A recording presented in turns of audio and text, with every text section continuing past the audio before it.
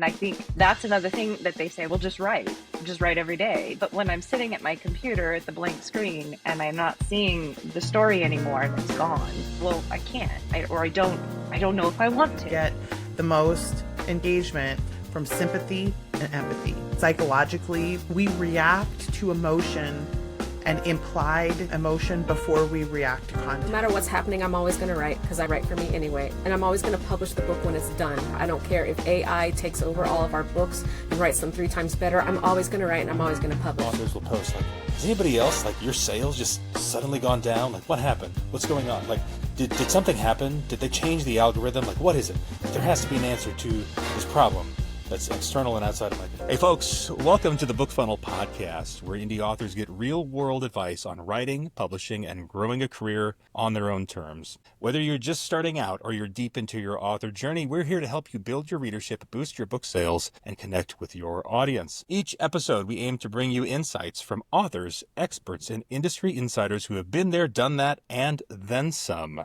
My name is Jack. I'm our lead author support specialist here at BookFunnel, and I am joined today, as always, by my co-hosts, Kelly Tansey and Emma Allison, and our guest and us today is an author success coach, Becca Syme. Welcome, Becca. Hi. It's so good to have you here on the podcast. I have a confession to make. When we were originally coming up with the concept for the podcast, your name was literally the first name on the list of people that we needed to have on. Like, oh yeah, we need to bring on Becca Syme. Yay. And for whatever reason, just like, we kind of got things rolling. Felt like, okay, we've got to get a few under our belt because Becca's a big deal. And, but now you're here. I feel like I have arrived. Becca's a big deal. I don't know why I wanted to spew water everywhere at that, but yes, thank you. But no, really. Becca's a mess. That's the reality. Well, and I think that's kind of maybe a little bit what we're going to talk about today. Everybody's a mess to some extent. Tell us, for those in the audience who don't know who you are, don't know what you're about, like what an author success coach is, tell us just briefly, like, who's Becca Syme and what do you do? So it's my job to understand why you do what you do well enough that when you have a problem that you don't have perspective on, that I can give you the perspective that you need that's accurate to you, right? So not just like what is the best practice or what should someone maybe try to do, etc., but like you as a person. So I understand certain personality metrics and certain things about biology and human behavior, trying to understand very clearly what it is that you as an individual need so that I can help you be successful. Right. Exactly. Awesome. So we're going to have a fun conversation here. And I know Kelly and Emma both, there's some history here, right? Yep. Both of you have worked with Becca at some point. I'm not sure the full story, but what I do know is that when we were hiring for author support, I think we only provided the link to the job application to you, Becca, in your group. I think that's like one of the only places it was posted because we got so many responses and we're like, okay, that's enough candidates. We want to interview these folks. And Kelly and Emma were 2 of those authors. Thank And you, so here Becca. they are. Best job in the world. Yes, thank you Yeah, so I was going to much. say, I think working at BookFunnel would be like on the list of things that everybody should do. Like it's such an amazing company. Yeah.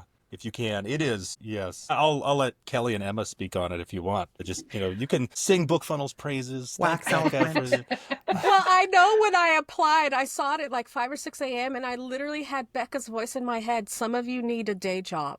And I've been indie publishing for 8 to 9 years. And I was hardcore. Yeah. No, I'm going to make this work. Because I had been but my financial situation changed a bit. But I heard her voice. I'm like, F it. I'm just going to apply and see what happens because it's the one corporation that I would ride and die for if I'm going to do a W-2 job. I can't think of anybody else, But yeah, and I've always said I owe you because this job is everything. And if I didn't have your voice in my head, I wouldn't have even applied. Oh, yay. Yep. Yeah. If I hadn't been, because I had taken your Better, Faster course and then I was in your group and I just happened to come across the thing. So yeah, if it had been for you, I actually was heading back into teaching. Yeah. Yeah, I was getting my license ready and everything. So I'm super grateful because this is honestly the best place. So thank you. Oh, yay. And of course, I should thank you as well. These two have been a pleasure to work with. They've been great co-workers, teammates here, not only on the podcast, but in other ways as well. So it all worked out. It all worked out really well. Yay. And so can't be happier. All right. We are going to move on to our first segment for today's episode of the podcast. That's our Tips from the Trenches segment. In this segment of the BookFunnel podcast, we all share a tip with you related to self-publishing, writing, or something along those lines.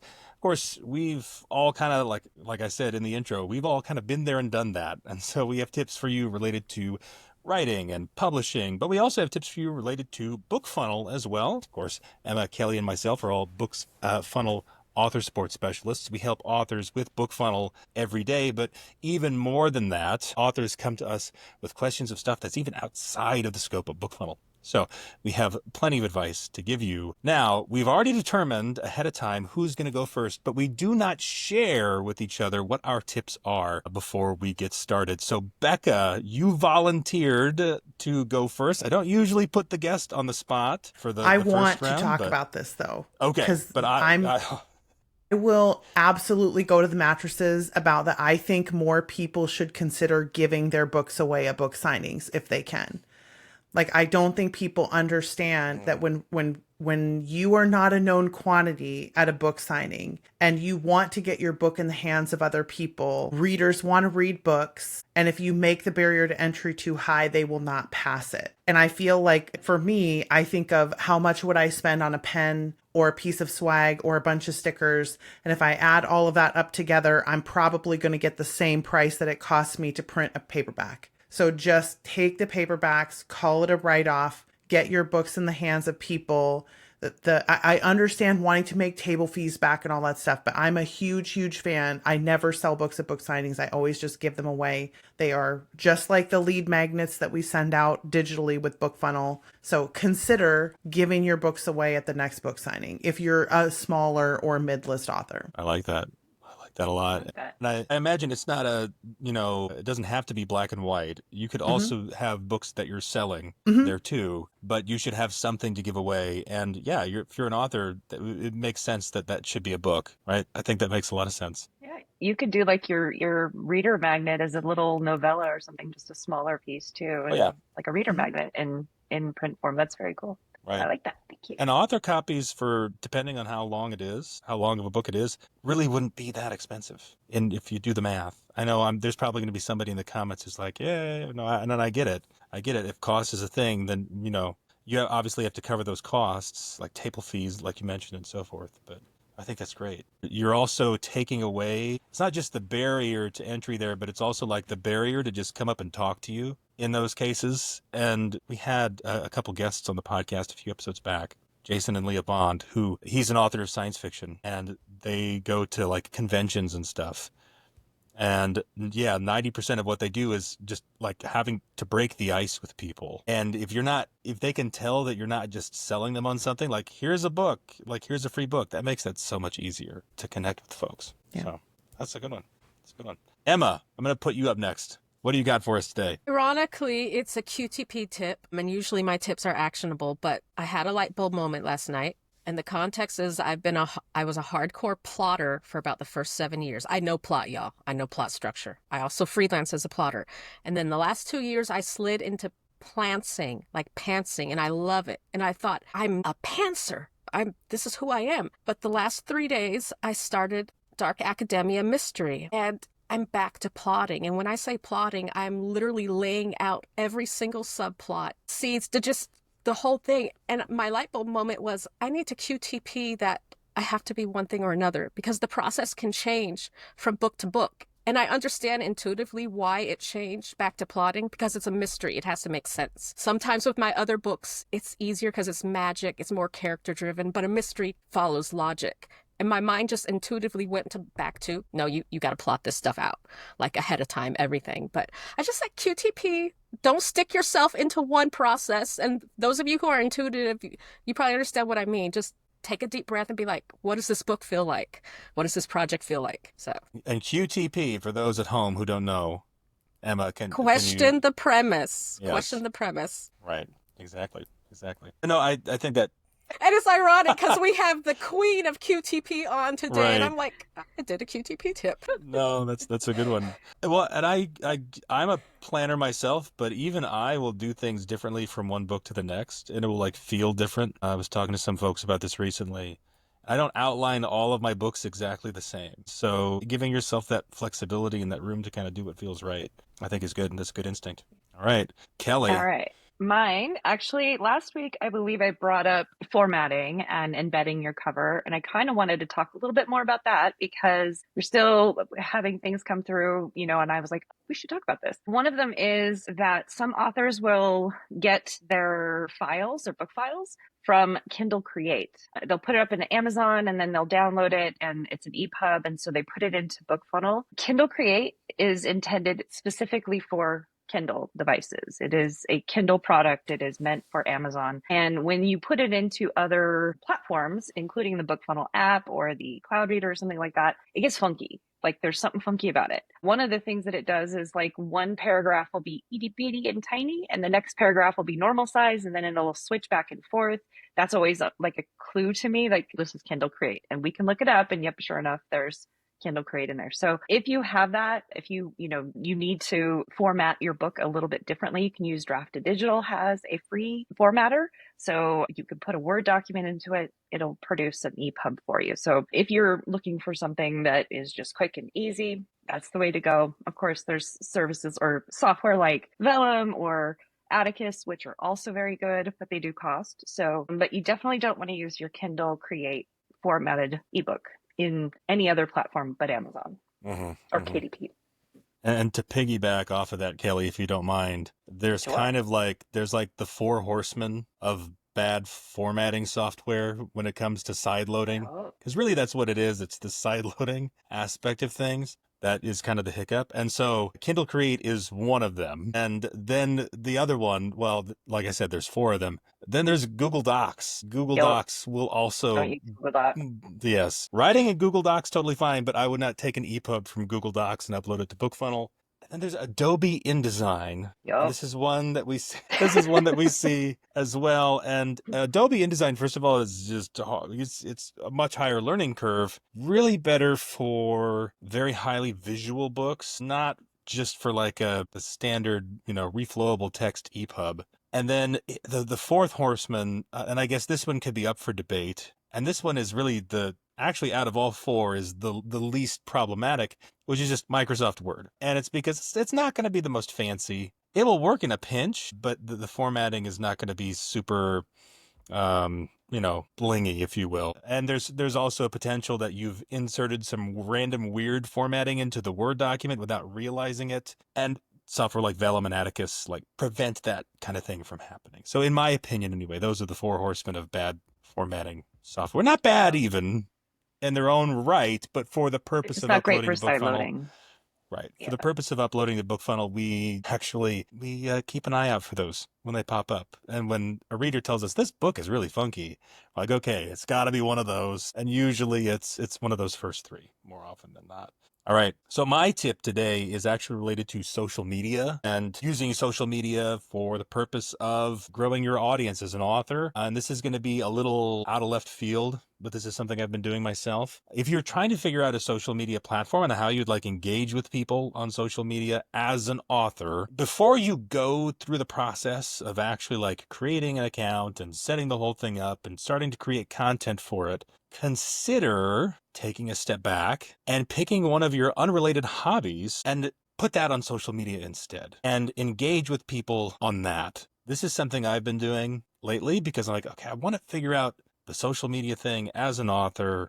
I see it as a powerful tool potentially, but I've tried it a few times. I haven't gotten it right. So what is it about me that people would want to pay attention to anyway? And so I've done this and I've started some accounts related to other hobbies and things like that. And it's helping me find out what aspects of my personality people like. What about me is likable and what types of content can I make that fit my personality and that sort of thing. And so as it turns out, my dry sense of humor is just the thing that people like and that find hilarious. And so that's what I'm leaning into. When you post on social media something totally unrelated to your writing, your books, it kind of feels like, it's not as make or break. Like, it doesn't have to be perfect. You know what I mean? And so you just get the chance to kind of explore the platform, see whatever platform it happens to be, and see what kind of feedback you get from people. And again, what aspects of your personality that you can, bring to the forefront. Can I add something about this? Okay, because you made a really important comment that I don't think enough people think about when they're approaching social media,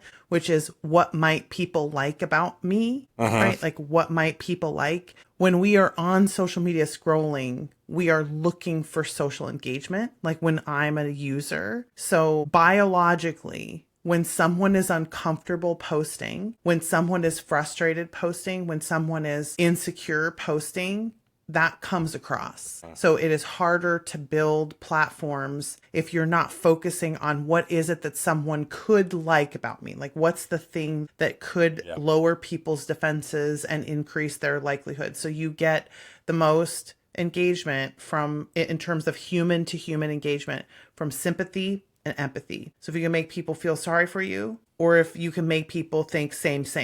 So feeling sorry for you is only going to get you so far in the author community, and your books had better be really great if you're going to make people feel sorry for you. But empathy is a really great way to go, because psychologically we react to emotion and implied emotion before we react to content. And we don't realize that we're doing it, but it's like a hypervigilance security thing biologically that we do. So focus on, what could I do that I like? Or what could I do that people would like about me? That's huge. Social media on its own is not going to help anybody grow. You have to do something people want. Right. Exactly. And like I said, like a few failed attempts in the past, like on YouTube and that sort of thing.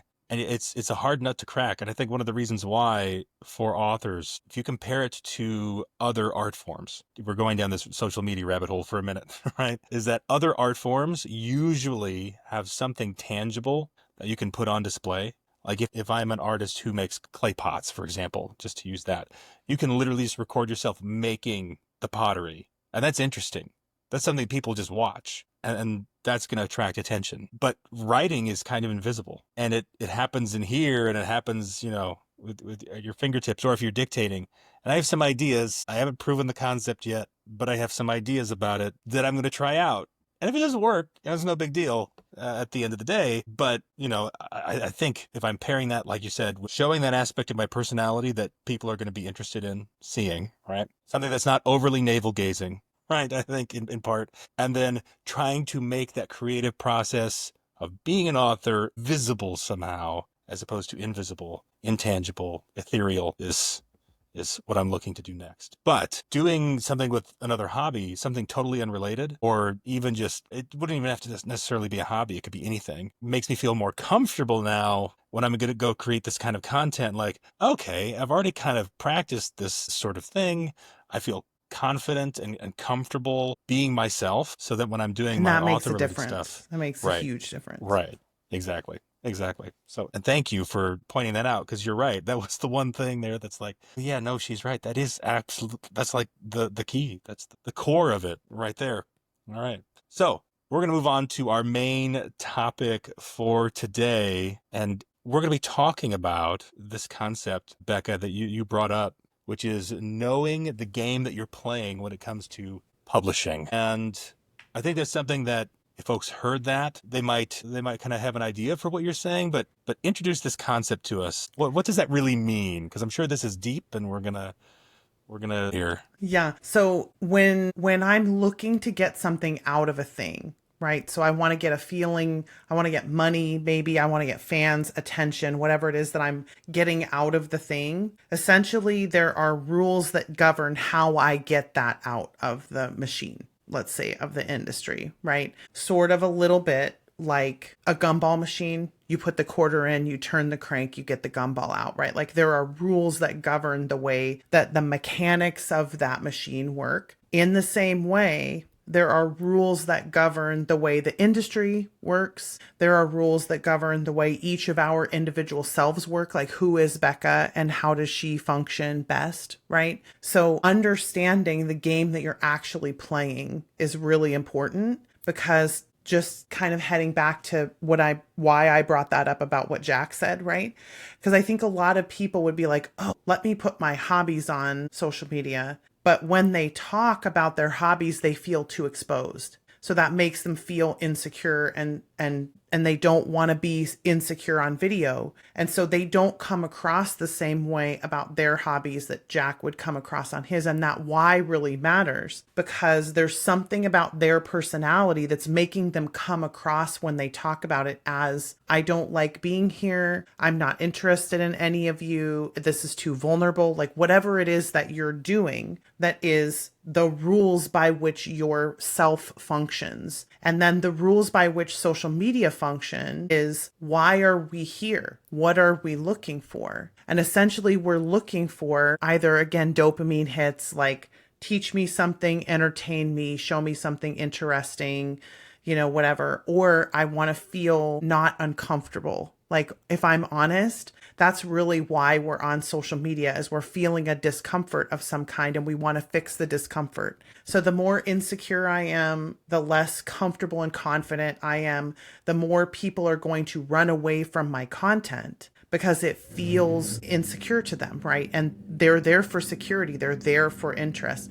So if you can understand what it is that's really going on in like the industry itself or in a platform of social media, in an ads platform, like understanding why things are happening is the key to understanding the outcome that you are getting from the gumball machine. And I think so many of us right now are struggling with sales. Like we're watching our sales go down because of the economy in the United States. We're watching reader attention disappear because of the way that everyone is attending to other things in the world right now, right? So then what happens is I see my sales go down. I see my YouTube views go down. I see my Facebook likes go down. And I'm all hands on deck freaking out because I need to do something about this. But when things happen in a system that are out of our control, the goal is to stay unbothered by the experience and to accept what's happening and to act as though I still have agency in the situation. If we don't understand why we can't do that, like if I'm not conscious, why am I not able to disconnect from watching my sales go down? Well, it's because I'm paying my bills. Writing is paying my bills right now, right? So I'm hyper stressed out because I'm looking at my mortgage payment in a month, not being able to make it. Okay, so the question is there a likelihood this is going to change? And this is understanding the rules you're playing by. The likelihood is it's so unpredictable right now. It's probably a decent time to go looking for other ways to support yourself if you're in that space. But what happens when we start having those conversations with ourselves is we start to feel like we're failing. So we feel like I had one shot at this being an author thing and it is not working out. And so now that I have to go get a part-time job, it means something about me. It says something about me or the career that I've had. If you can understand what's really happening in the publishing industry, if you understand what disruption looks like, you know there's always change. There will always be new stasis. And then if you can understand the rules of independent publishing, you know you are always in charge of whether you publish or not. So the only person who can tell you can't publish anymore is you. So understanding that we're playing under rules that are not actually real anymore. Like we're trying to play the New York game where your debut matters. And if you publish one book and it doesn't take off, then you're over. Your career has an expiration date. You might as well be rotting on, carcass on the street. It's like, no. You're playing by the wrong rules there. Like you're making assumptions that are not correct about what's going on because you want to interpret this and find security, but you don't understand the bigger game, right? Like you don't understand the rules of the game. So I'm trying to do a lot of discussion lately, but on my podcast and in other places, everywhere I go in workshops, I'm like, we have to talk about this because everybody is experiencing a collective freak out about what's happening. And a lot of us don't understand that there is no reason to be freaked out about it. Because our being scared is not going to help the situation. We need to get regulated better and then deal with whatever the reality is that we're facing because the reality doesn't end the game. Like there is nothing that can take away my ability to decide to publish myself. All I have to do is make it sustainable for me. Does that make sense? Yes. So the rules of the game And because there's a lot of stuff that you mentioned there, to kind of go back when you're talking about, there's different rules for, like you said, if you're what you're wanting to get out of it. Are you wanting to get money? Are you wanting to get fans? I imagine for different people, there's different motivators that are going to be more aligned with them as a person. So somebody might mistakenly go into this thing thinking, okay, I need to make money. And then by doing that, they come across as disingenuous, not just on social media, but whenever they interact with readers, because they're putting that first, when really what's probably better for them is to maybe prioritize, okay, my goal is to connect with readers, for example. If that's what's the best for them. Right. And then by focusing on that, like, the money will come, the money will still show up potentially, but if that's better aligned, and I know for some people, the money being the main thing is fine. That's not a problem for them. It's good for them. Right. Yeah. They'll feel genuine when you talk to them. It's when they start trying to say things like, well, I have to be here for the readers. And I'm like, yeah, but you don't believe that. That's not what you really want. You're really here for the money, and you should own that so that you feel like you have integrity inside yourself, because the integrity inside you is what makes people feel secure around you. And that is, you know what I mean? So it's almost like you have to understand yourself. You have to understand what motivates you and drives you. You have to understand what's really going on in the industry around us, in terms of, like, most of us are not qualified to be making assumptions about what's happening in the industry because we're too ruled by the fear that we have. So we're always going to be telling a story that is in favor of whatever that fear is coming out, right? Whereas there's just so much about the staying in the game of publishing that is literally just don't quit.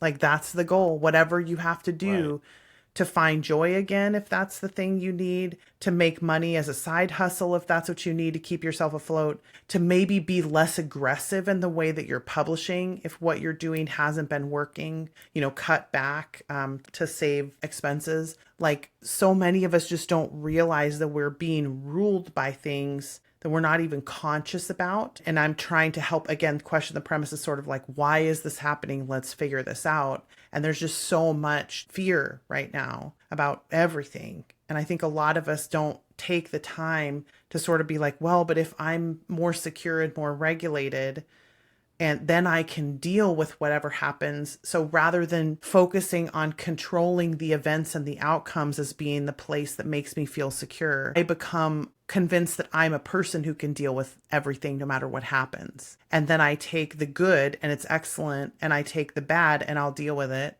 But it doesn't push me into those stress responses as often. Right. I know this is deep. This is very, very deep. Yeah. I warned y'all. No, you're throwing us in the deep end here right away, and that's good though, because I think this is the type of thinking that I don't know that everybody's, because you kind of have to slow down to look at things this way. And one thing I see a lot, I see this on Reddit a lot. Authors will post like, has anybody else, like, your sales just suddenly gone down? Like, what happened? What's going on? Like, did something happen? Did they change the algorithm? Like, what is it? Like, there has to be an answer to this problem that's external and outside of my control. And sometimes, like, I'm not that type of person. So when I come across those types of posts, I don't think that way. And so it's like, in a large part, it's kind of outside of your control. But I can understand how somebody, and I don't know if that's necessarily the person who should or should not be putting the money first, if we're to go back to that idea, but feeling like you kind of have to focus on what you do have control over and come to terms with the things that you don't have control over. I don't know if that's along the same wavelength. But Emma, I know did you have something you wanted to share? I did. I had a question, and because you were talking about core motivation, and I'm one of those people who thought she was motivated by money, and I structured a lot of my process around money, but I'm motivated by joy, and not even the reader's joy, my own. I don't care about the readers, whatever. But they'll be happy if you're happy. And you said the word have. And one of my struggles was trying to really identify what my core motivation is. And I'm wondering if that word have is keyword. If I'm telling myself I have to write 2,000 words a day, or I have to be on TikTok, does that mean that thing I'm saying I have to do is not aligning with my core motivation? Yeah, it would depend on whether you do it or not, right? Because like if you tell yourself, like I might say, okay, I have to do coaching calls today. And then I do the coaching calls because I need to make money to, pay my bills. It's like, okay, then my motivation to pay my bills is a bigger deal than my desire not to do coaching calls today. And that for me is sort of like I wish I didn't have to coach today, like on a particular day, versus like, but I will coach because I need the money, right? So if there's a higher order motivation that is more important in the moment, and you say, I have to do this, and then you actually do it, then that means there was a higher order motivation to get you to do it. But if there is not, if you say, I have to, not eat sugar today, and then you're 2 o'clock in the afternoon with a Snickers bar, right? Like there's a higher order motivation going on there with the Snickers bar. And there's probably a set of rules happening that you don't understand if you don't want to do it, right? If I didn't choose to not do the thing that I said I wanted to do, then there's a higher order motivation that's driving me to do the other thing. So for me, like I want to, and again, this is me as a coach. I don't know that every single person needs to ask these questions as deeply as I do. But there are so many things that motivate us that we do not understand and know. And we think we're in charge of so many more of our choices than we really are. And roughly like 5% of our choices are under our control on a daily basis. And we think it's so much closer to 100. And so we're doing a lot of work trying to manufacture a lot of things that we can control, a lot of actions that we can take, because so many of us just don't like the feeling of not being in control of 100% of things. And that level of stress then makes us try to make changes in things that really we shouldn't even be thinking about. It makes us worry about things that are not important for us to have an opinion about, because we're just so not used to being confronted with how little choice I have in certain situations. And so for me, I would say if I say I have to do TikTok today and then I don't do it, then I might spend some time asking, like, why did that not happen? Chances are good you don't want to do it. And you're making yourself do it because you think you have to. And you need to just mourn that, because that's the major thing for me. I have to post on TikTok and I never do it. And I love Kate Hall and I'll listen to her and I'll be like, yeah, I'm going to go do the thing. Activator's like, go. And then I don't do it. And I'm like, why am I like this?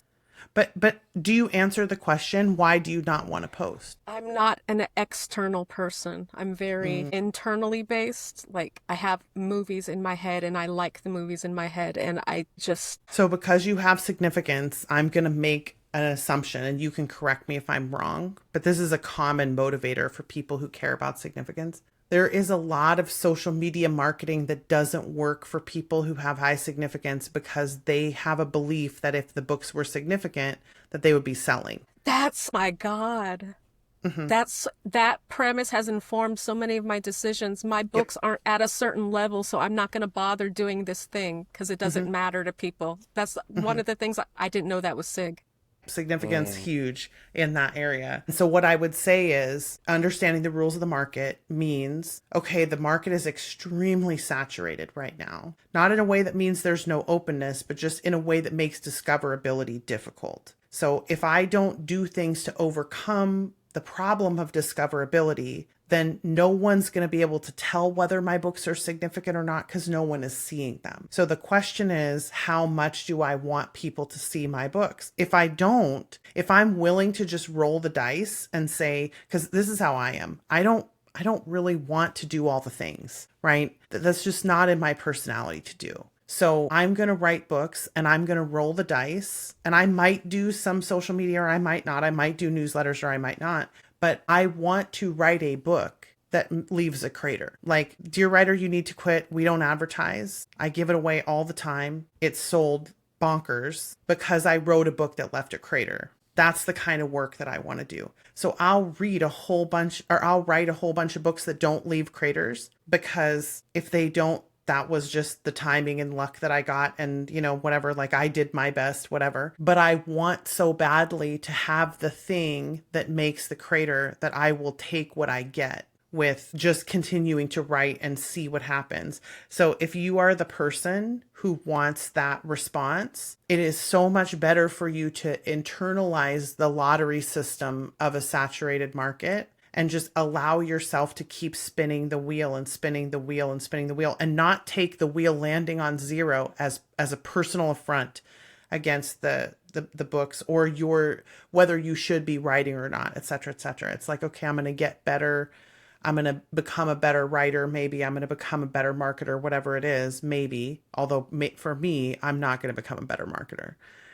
But I would rather see the result that I'm going to get rather than try to manufacture something that I have to continue to manufacture for the rest of my life. I don't want to do that. So if you're that person, you accept that and you act as though that's true. And then you question the freaking premise of everybody who's jumping in right now into the comments and being like, wait a second though, if you just did a few TikToks, if you only knew, and I'm like, sit the fuck down, Kevin. It's fine. Like, sorry. You're fine. And that is what gets me every time. I saw one today, just post twice a day. It's really simple. Here's this new tool to help you out. And I'm like, maybe I should do it. What's wrong with me that I'm not doing it? I don't want to. I mean, I think that matters. I think there are plenty of people who would say you have to do things you don't want to do. And I would say in situations where it's sustainable for you to expect. So like where we see this a lot, right, is like exercise. So like, I'm going to eventually get enough benefits out of that exercise that it's going to have been worth me doing the thing that I don't want to do. For sure. Even if I continue to not like it, I will get the benefits of having done that. If it's TikTok, the likelihood that you're actually going to do anything on TikTok is so small, but nobody talks about that because all we hear are from the people who are seeing people do well at it. Right. So they're either they're doing well themselves or they're seeing other people do well. I hear from everybody because I coach so many people. Right. So I'm like, you don't know all the people who are writing good books, who are trying their best, who are doing sometimes experiments like we did a workshop recently about experimentation and like, how do you commit to different types of experiments? And when you do something fully, you do exactly what they tell you to do for the amount of time that they tell you to do it. And then you know for sure if the process worked or not. Most people can't commit to that because watching yourself not get the results when you've been trying, you've been doing the work, right? Especially because, again, Emma, you have a high achiever. An achiever in the Clifton Strengths is I want to start, finish, right? It's personality success metric. And that means that I have a drive to start, finish. So if I see that my starting is not leading to my finishing, my starting is not leading to increased capacity, I'm not getting better, I'm not moving up, achiever has no interest in that. So I would say, like, just from a perspective of like, is it reasonable to expect that just making yourself do it is actually going to have an impact? I don't know. I would not say so, but you know, you're free to do the experiment if you would like, obviously, but just based on what I know about human behavior and reality, I would say the fact that you're not doing it speaks volumes. Yeah. And I had to kind of like follow up with that because sometimes it isn't just social media and marketing, and sometimes it's writing the next book in the series. And so that had happened to me actually, where I sort of like ran out of steam and I'm like, well, you know, no one's reading it anyway. What am I going to, you know, and that was really like tough to have to be like, okay, well, I want to finish that book. I want to continue that story. I love the story. I want to do it, but also, is it worth it? And I don't know if that's me just like in my own head, just saying like, well, you know, move on, or if I'm sort of like emotionally like I'm just gonna go crawl away now. And I'm not sure where that lies. And I think that's another thing that they say, well, just write every day.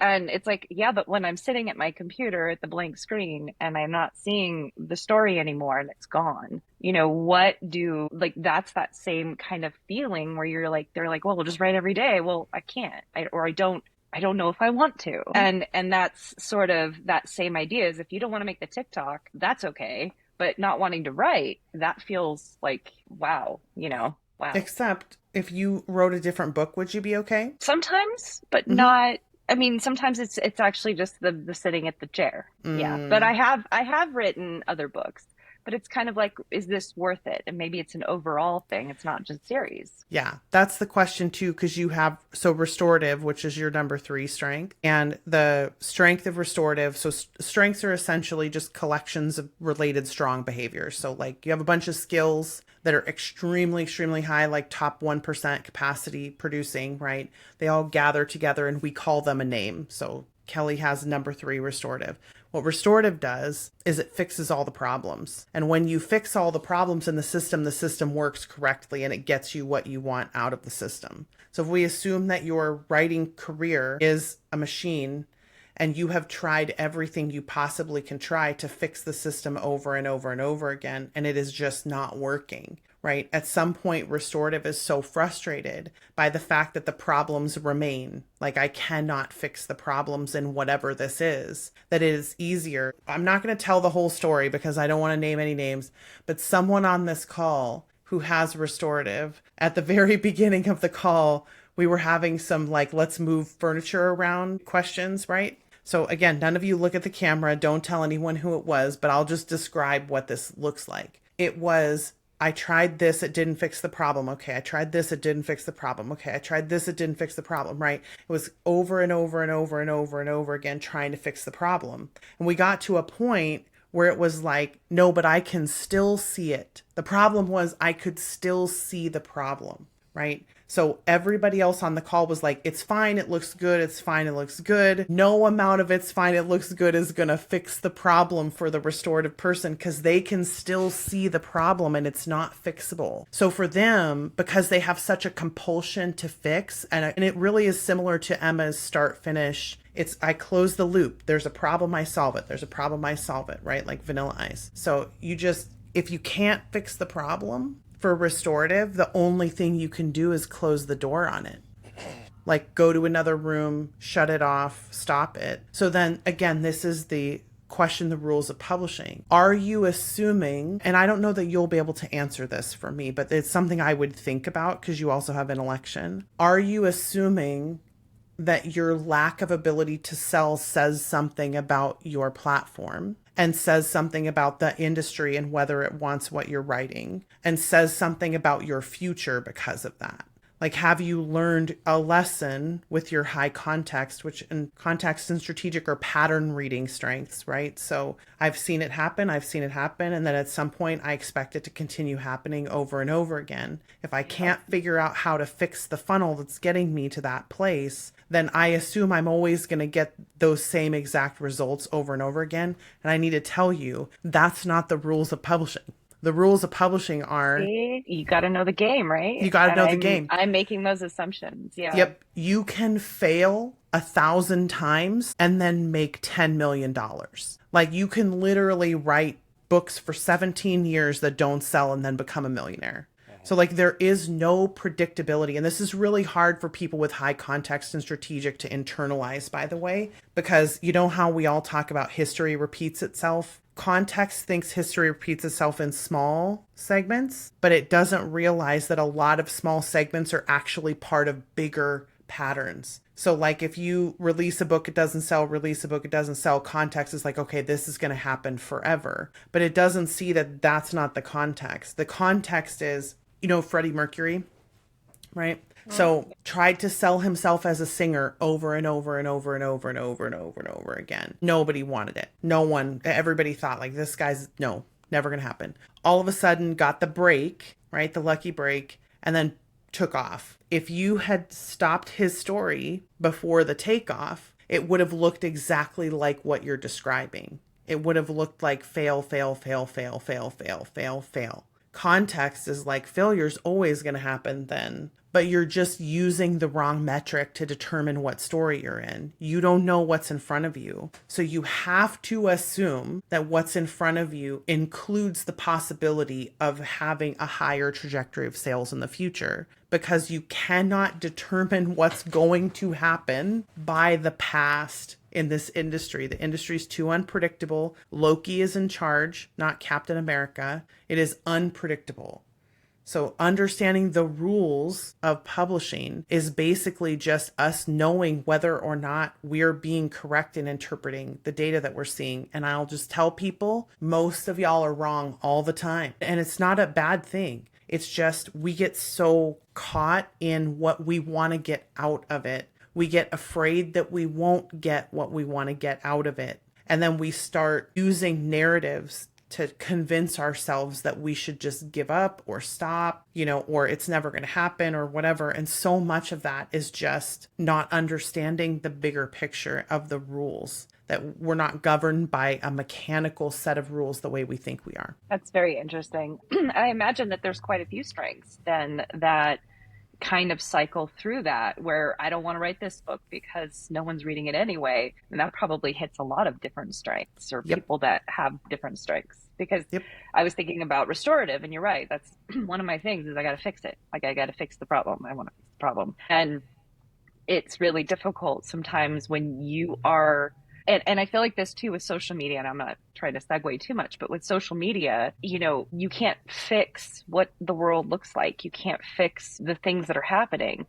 And one of the things that when I took your course, and this was huge, was I need to stay off of social media because I'm also high empathy and high restorative and high input. And so I want the information. I'm like, and you feel the feelings. And then I feel all the feelings and I can't shut them down. And I also can't fix anyone else's problems. And so I am just in this cycle of doom scrolling going, I can't fix this. I can't. And I did have to, and it does help. I actually, because I had taken your course, I shut down I used to get like news flashes that would come to my phone, and I'd wake up to, because I'm in the West Coast. And so I'd wake up to, all kinds of stuff that's been happening while I was sleeping. And then I'd wake up and then I'm immediately in it and I'm immediately immersed. And so my entire day was like that hit of, oh gosh, I'm like, and I can't fix it. And it's very frustrating. And so, and I would get tied up in that a lot with, in my writing, because I had to, take those breaks because it impacts creativity, because all I want to think about is how, something that I saw impacted me. Yeah.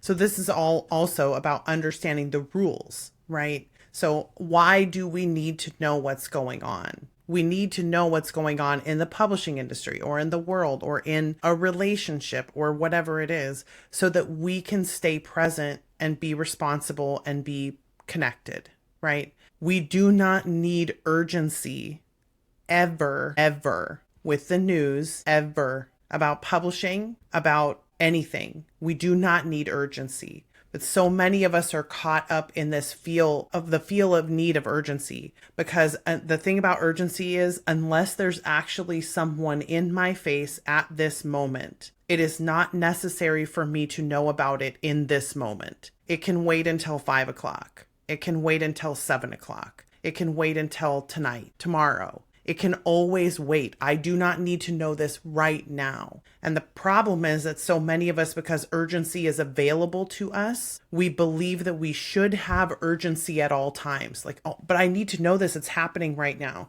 And I'm like, no. What are you going to do about it right now? Well, I can't do anything but be mad about it. Well, I can do this or I could do that. And I'm like, right. But would those things still have happened if you found out about it at 5 o'clock? Well, of course, but I should do it right now. And I'm like, should is a signal. Always question the premise of should. What is going to significantly change between 8 a.m. and 12 p.m. is almost 100% of the time nothing. Almost 100% of the time you can do the same thing at noon that you could do at 8. All I'm arguing for, because I think people are like, oh, you can't just stop listening and you can't shut. I'm like, nope, not suggesting that. But the news is meant to be checked and not watched. And too many of us are watching the news the way we watch like a sentry from the top of the wall of the walled city. You do not need to watch the news like a sentry.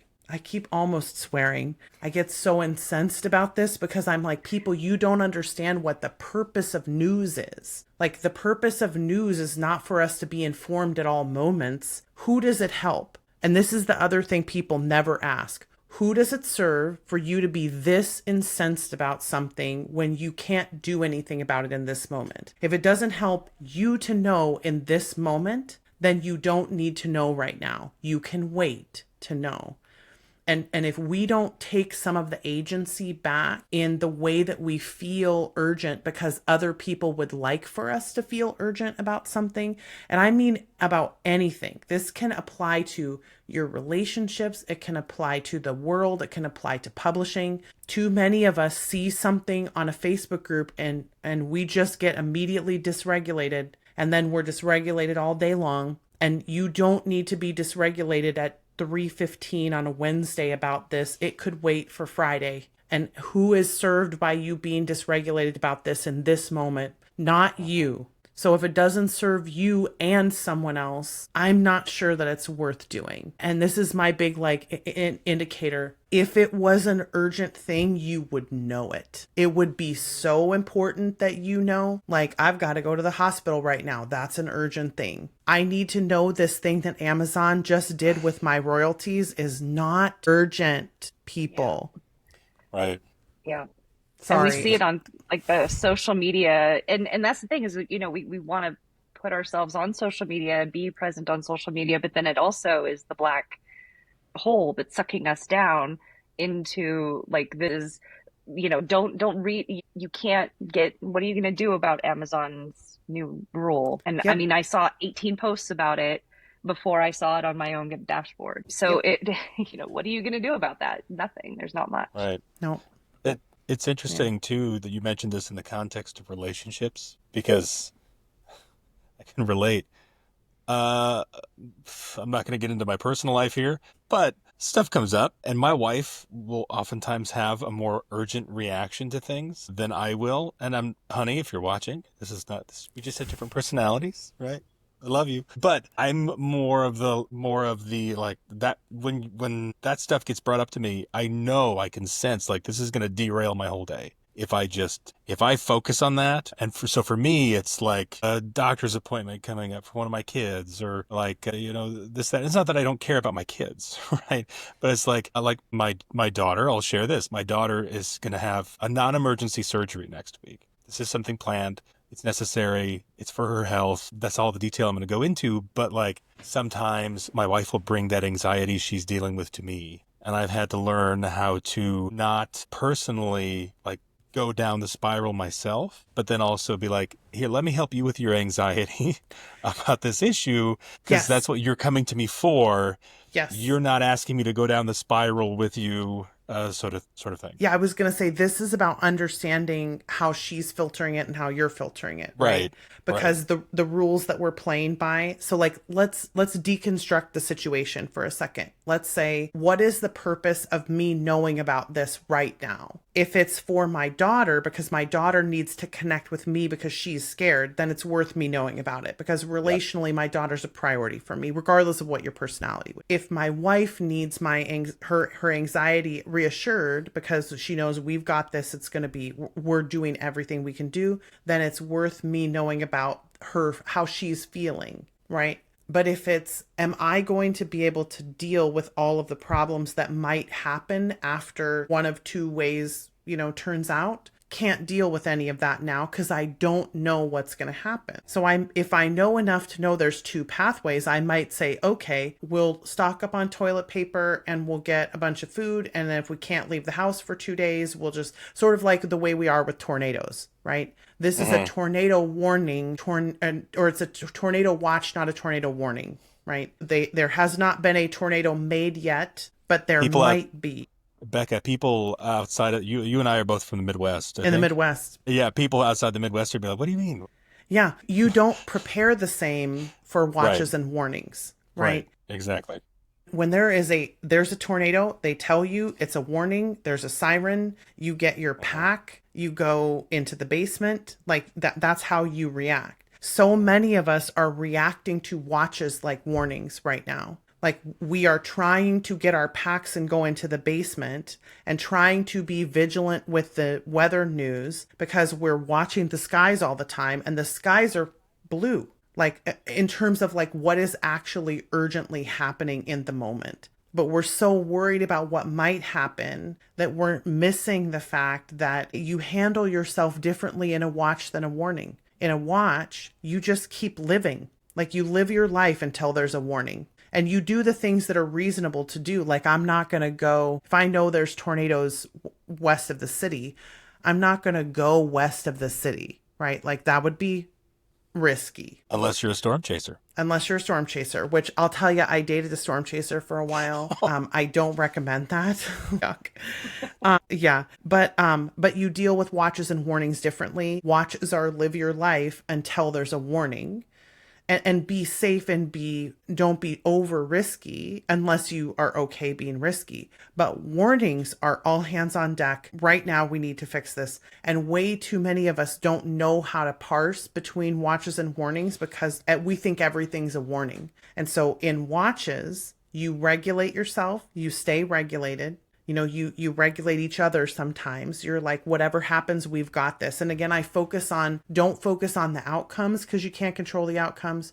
Focus on being a person that no matter what you face, you're going to be okay because you're resilient and you can handle your emotions and you know that you can handle whatever comes at you. I just think that we don't understand the bigger picture sometimes, which is again why we talk about what are the rules. If it's going to affect a connection, then you need to know, right? If it's going to affect your day-to-day life like a warning, then you need to know right now. If it's a watch, you can find out at any time. You can know later. It's fine. Turn off your news alerts.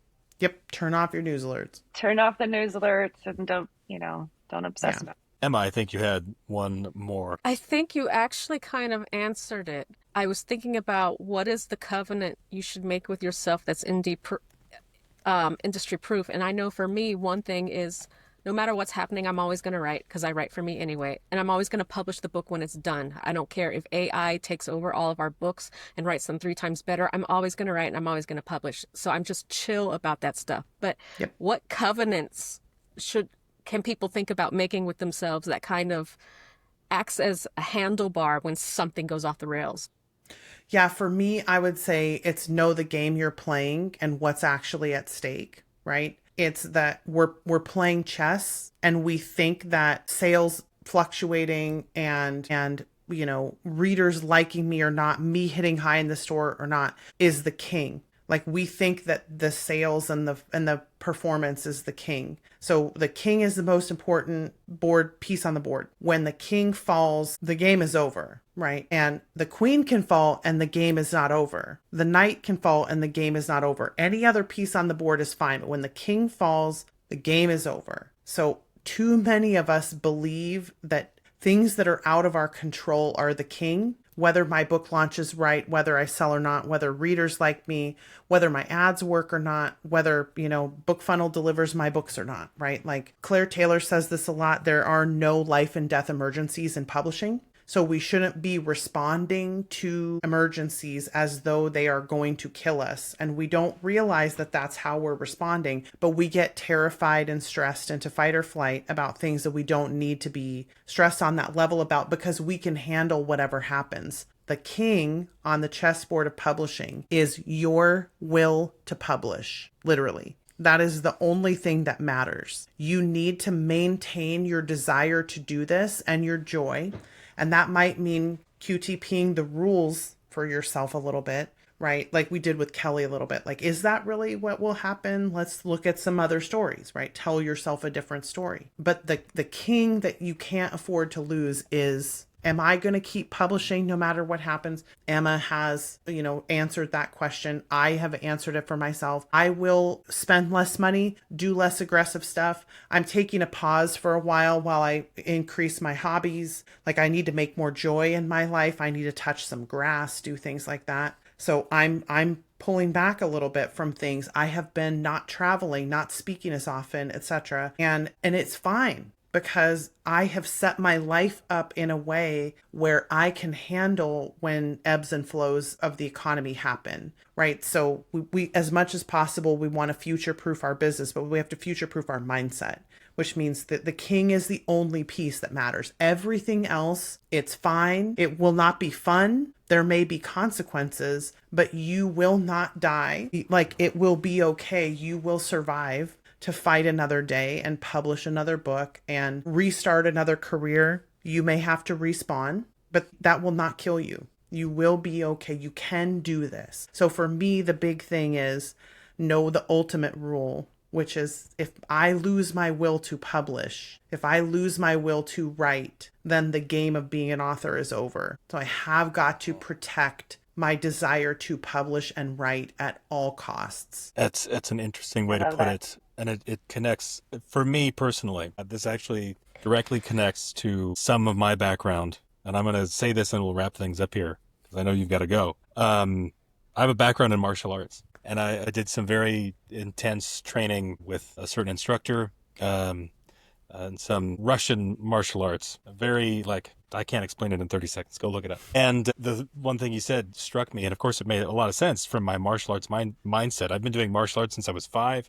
I was teaching martial arts to other people since I was 14. Did it professionally for a number of years before BookFunnel. And what he said in this 8-hour-long seminar, right, was the number one thing that determines your ability to fight is your willingness to fight. And when you said that, it's the same thing. The number one thing that is just your willingness to do it. And that's what you should put at the core of it, because you can come back to that, I think. And it's no matter what your priorities are, you can always come back to, you have the willingness to do this. You've obviously probably done it in the past, right? As somebody who myself, I started writing when I was 15. It's it's in there, in the core, and I think you lose sight of it sometimes when you put other things.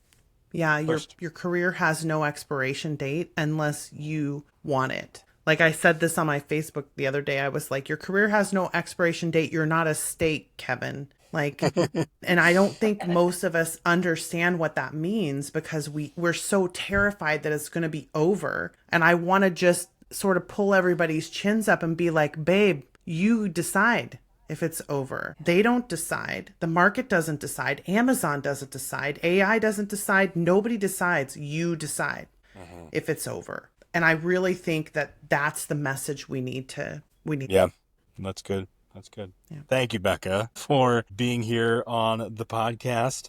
Anything you want to shout out here before we wrap up? No, just probably if you want more information, check out the QuickCast. It's the easiest place to find the content. Yeah. Yep. Awesome. Well, thank you again, Becca, for being here with us today. Thank you, of course, to my co-hosts, Kelly Tansey and Emma Allison. Thank you to all those of you watching. If you're here on YouTube, go ahead and like the video and subscribe to the channel. If you happen to be listening on Apple Podcasts or Spotify or anywhere else, please follow us there and leave a review. It means a lot. Thank you, folks, for watching. We will see you all in the next one. Thank you for watching. Check out these other videos from BookFunnel. And don't forget to subscribe to the channel